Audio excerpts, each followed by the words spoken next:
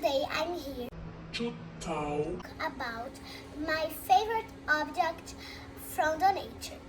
My favorite object from the nature is the flowers because are beautiful, smell good, is colorful, and decorate this place and is very, very, very, very beautiful.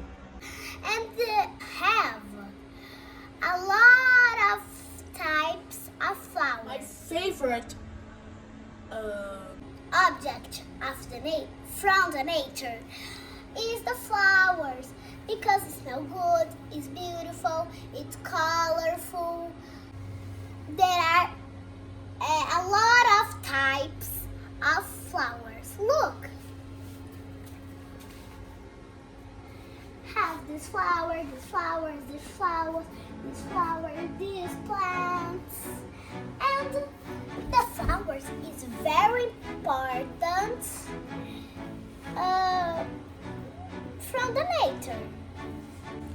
The flowers are in everywhere, in the parks, in the garden, in my house, and the flower are in very where the parks, in the everywhere. The flowers are important because the bees come in, get the pollen and produce honey. So in the summer, the flowers are special, important, and very beautiful.